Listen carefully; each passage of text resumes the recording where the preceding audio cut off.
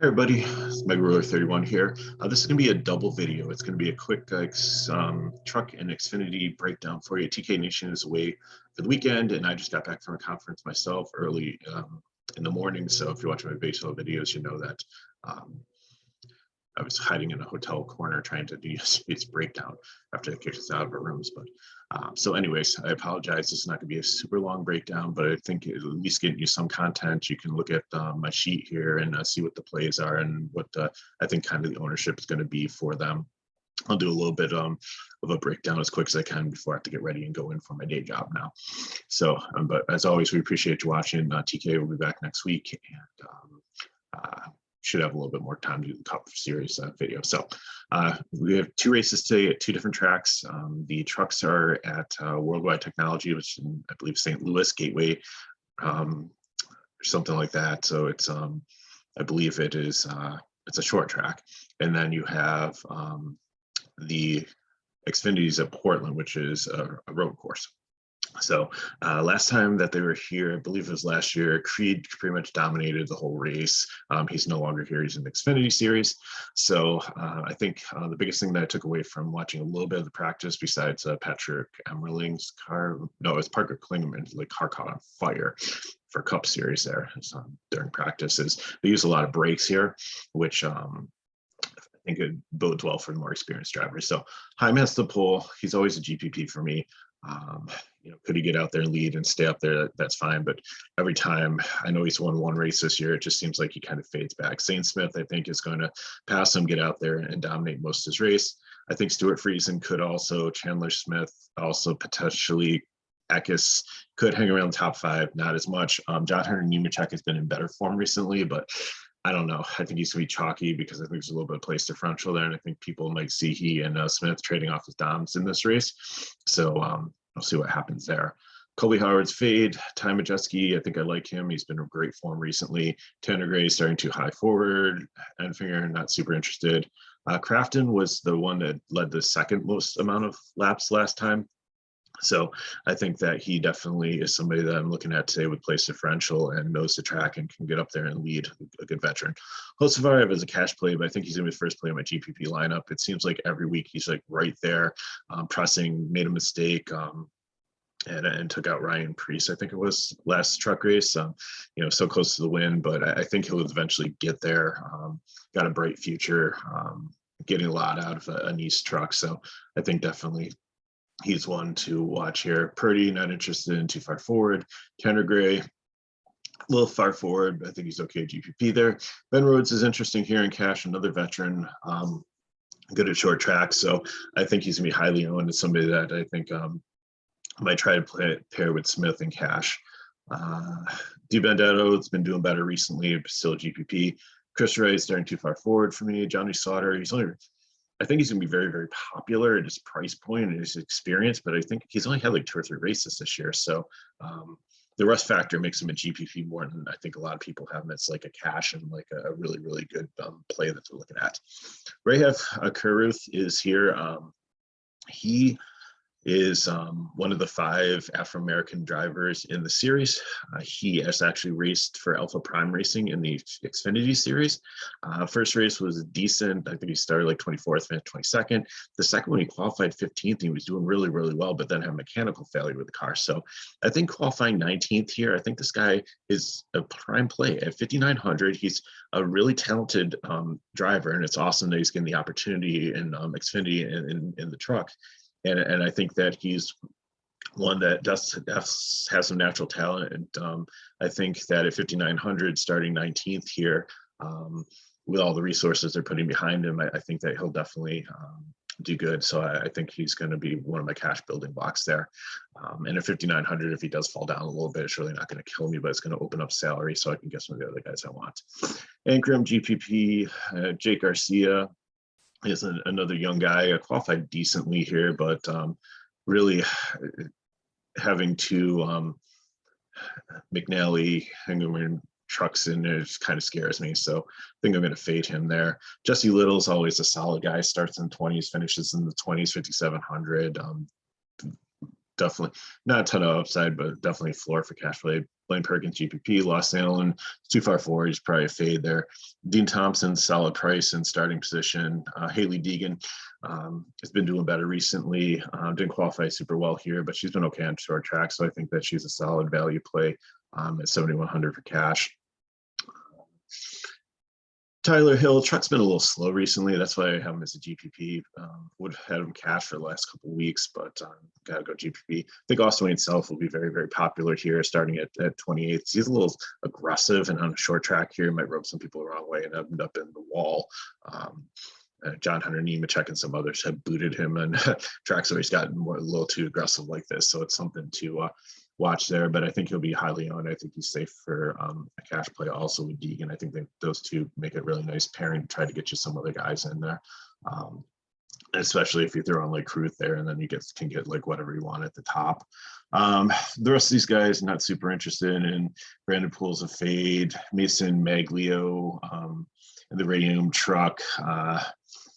Not super interested in there. He's a very young, inexperienced driver. Boyd Folgerman, not super interested in there. I think Boyd, has some floor, so you can play him in cash.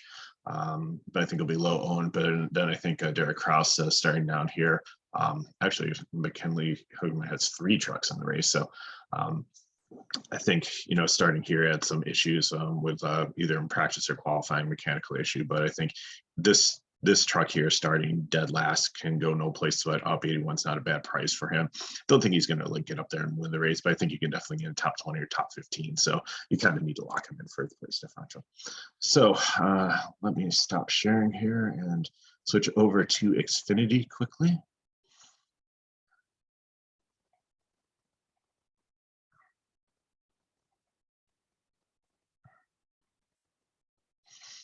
There we go. Okay, so Xfinity, by some miracle, because it's a road course, Anthony Alfredo got the pole, which I speechless there. He's not a bad driver, but in not known him as like a road course ringer or really proficient there, or not in a great like program either in like a super fast car. Austin Hill's been good in road courses, and so that makes sense there too. So I think of the top 5 here, Alfredo is a fade for me. Hill potentially could get out there and lead early. Hemrick, I think, is going to fall to the back. Mayer's a decent road course driver, but I think he's starting too far forward. Jay Buford is a really good road course driver. I think that's why he qualified well. But when you have other cars out there, I don't know if in his equipment, if he's going to be able to hold the top 5 position. Ty Gibbs, I think, is going to be chalk and very popular. He's won a bunch of road courses, and usually when it's a different new track, it doesn't phase him at all. He seems to do very well. Sheldon Creed is also a really good road course driver. I like him a little bit better in Hill, especially with the place differential. Connor Mozak is a road course ringer. He's a very good driver brought in for this All-Star 18 team. I think that he's still going to be a GPP play here, just because we don't like road course ringers don't always work out. But I think he has a solid day with a solid team. So now here's a really good stretch of drivers here: Allgaier, Allmendinger, and Grayson. I think Allmendinger is going to be the highest owned guy, and chalk, he's probably one of the best road course drivers in this Xfinity series. So he's my first prime guy. My second prime guy is Grayson. Same thing. They both have some place differential. I think they can get up there and both take turns leading this race. There's going to be a battle between them. And there usually was an Allmendinger, Grayson, and Cindric. Recently, it's been Allmendinger, Grayson, and Gibbs up there battling, but don't count Allgaier out either. Brett Moffitt is okay at road courses. The blue guys are like not that they're like road course studs. They're just better than your average driver. So don't think that Brett Moffitt is like this ace road course driver. So I think he's GPP there. Landon Castle, same thing. Riley Herbst, I don't really consider him like a super road course guy. So GPP there, but there's a place differential. Andy Lally, I think he is one, but Alpha Prime Racing, some mechanical issues, but I think you can still play him in cash here. I probably should have him color blue. Jeremy Clements is actually pretty good at road course driving at 6,900. It's a nice price there with some place differential. Matt Jessico is a fade, not interested there. Parker Chase, I don't know, he's borderline cash here. I haven't listed as cash, but Sam Hunt, it's a good car. I he's okay in road courses, but not a ton of experience. Price is decent, so if he fits in your lineup last man in, I think that's good. Josh Berry's a GPP here. I don't really see him as like a super talented road course guy. Like the car is really fast. He's a decent driver. You know, would have surprised me if he got up in the top 10. Absolutely not. But I want to take my shots in this range on other guys today. Scott Heckard is a good road course guy, but his BJ McLeod card really scares me, so it's a fade for me. Jeb Burton, GPP. Brandon Jones is actually probably going to be pretty chalky here.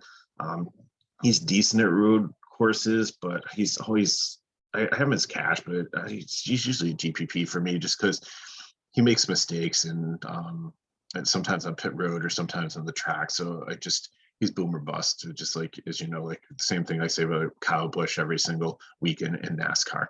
Alex Labay, I think, is going to be really overlooked. He is a very good road course driver. Qualified 23rd here in a decent car. I think ownership, people are going to be underweight on him, but I did make him my third prime play. So my core plays are going to be Allmendinger, Grayson, and Labay. Plumpley, road course driver, gets the green light car. He gets the better car here. They actually finally booted Graf out of it. I think they switched cars here, but not too sure. But green light's been decent. So, you know, 56, I think he's a decent play there.